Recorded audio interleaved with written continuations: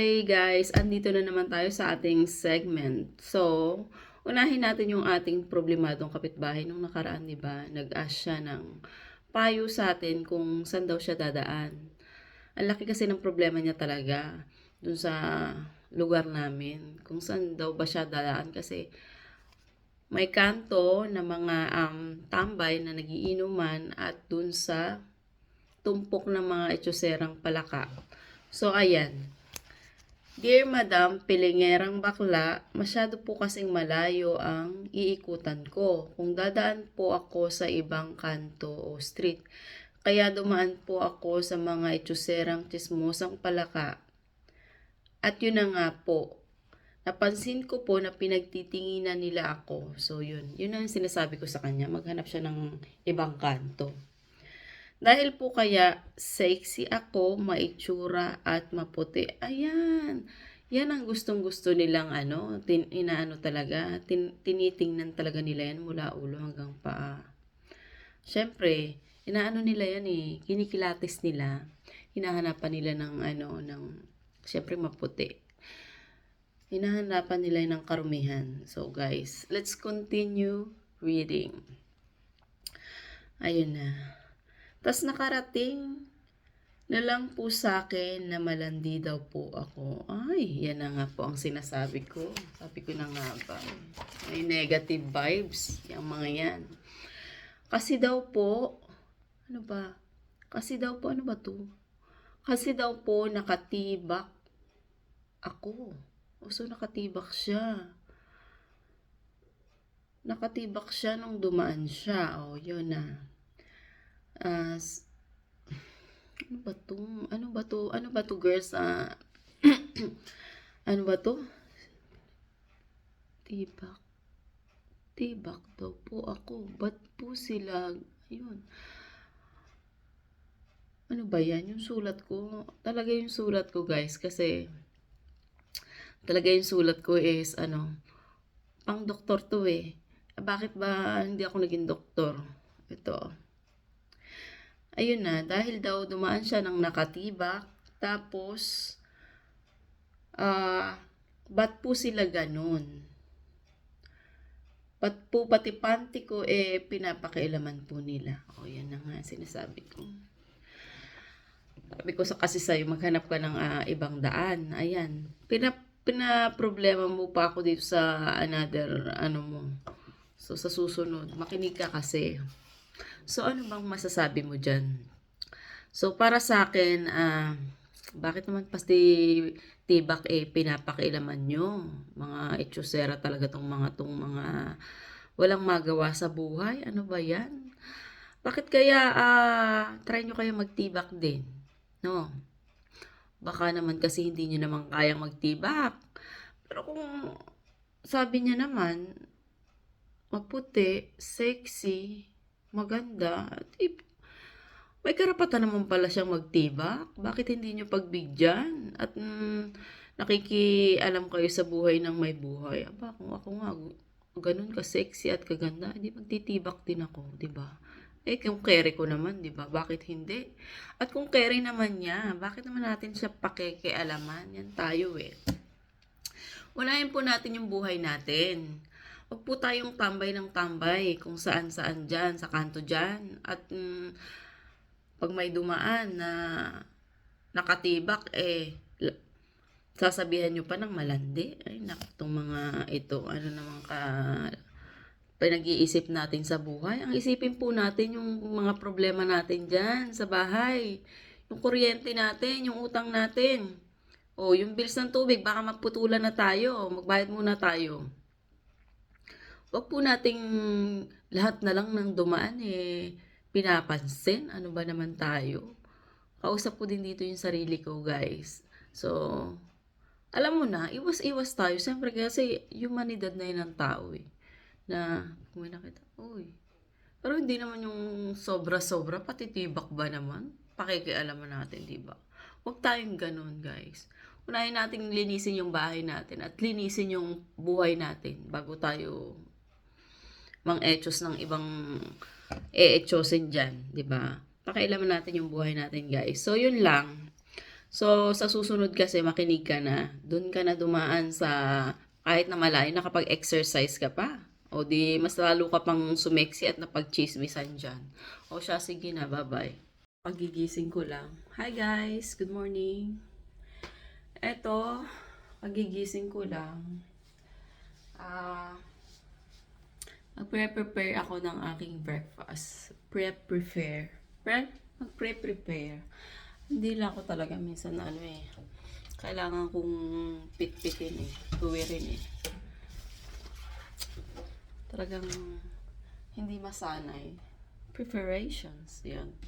I'm going to have my preparations for my breakfast. So yan guys, everyday na ko dito. Sa umaga always andito ako sa aking mahiwagang kusina. Wala. Gawa-gawa lang pag may time, hugas-hugas. Ayan ang aking kakainin. Ito, bumili ako ng sa grocery kahapon. Kagabi pala. Yes, kahapon nga, 'di ba? Ayan, yung fish nila dito. Wala kasing marami dito, guys, salmon. Nasawa ka sa salmon kasi ang dami dito galing from Sweden, yung salmon. So, yun. Mayaman sila dito sa salmon. Ito, guys, yung igigisa ko lang. So, ayan, may mushroom. And then, another white mushroom. And then, ano bang tawag dito, guys? English to English to na, pagkain. Alam mo na. Pang mayaman, syempre, mahirap lang tayo. So, yan guys. Iyan, pros ko lang. Bumili rin ako nung hipon nung nakaraan. So, ito, pwede kong kumuha ng konti. Tapos, igisa ko dun sa gulay. Gulay pag may time. Inaano ko talaga na mahilig naman talaga ako sa gulay. Pero, most of the time, sinisingit ko na kumain ng gulay. Kasi, syempre, hindi ako pwedeng magkasakit dito kasi ang layo ko. So, kailangan ingat-ingat pag may time. Ingat-ingat pero yung kasama ko laging inom ng inom. So, naman, pinipili kong uminom ng wine. So, tsaka naman paisa-isa lang naman na glass. Tapos, sa kanya naman, beer. Parang sabi nila tubig lang daw yun. Ayun na nga. So, yan.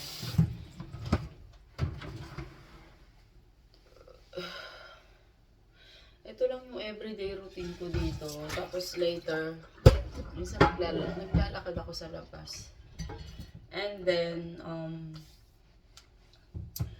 ayun, magpre-prepare na. Kasi may pasok ako mamaya sa school. Later pa naman. So, may time pa ako para mag-vacuum, maglinis-linis dito. Ayun.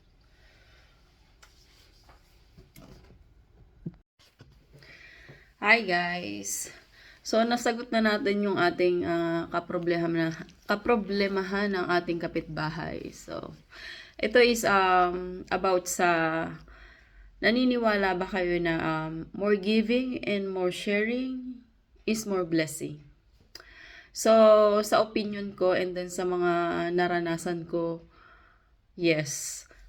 Naniniwala ako na more giving and more sharing, mas marami kang matatanggap at doble-doble pa, triple at umaapaw na ibabalik yan ni Lord sa'yo na mas mabibless ka kung nag-share ka sa kapwa mo. Kung ikaw naman medyo nakakaluwag-luwag at nakakaangat-angat sa pamumuhay at nakikita mo yung kapwa mo na medyo, alam mo na, medyo hirap sa buhay at kailangan talaga ng konting simpatya galing sa kapwa nila or konting tulong, yung maibibigay natin na kaunting kabawasan or hindi naman ganon sa kaperahan natin na alam mo yun, may konti tayong sobra yun. So, dun sa sobra natin, pwede natin i-share yun sa nangangailangan talaga na kailangan din natin kasi minsan mag-charity. Naniniwala ako na binigyan kayo ni Lord ng sobra-sobra or binigyan kayo ni Lord ng blessing para din i-share sa kapwa nyo na during that time din na pandemic, experience ko, hindi naman ganun kalaki guys yung pera ko sa account ko. So, anxiety din ako noon and depressed and stress kasi 'di ba bawal lumabas, hindi ko ma-visit yung anak ko sa Cavite. So yun, naisip ko na mag-share ng konti. Nag konti lang naman yung pera ko din sa account ko, tapos binawasan ko siya. Sabi ko, sige, magbigay kami ng konti. Yung friend ko na shout out sa friend ko na si kumpare ko na si Cedric, siya yung sila ni Mark na isa ko ring friend na nag-distribute dun sa talagang kailangan.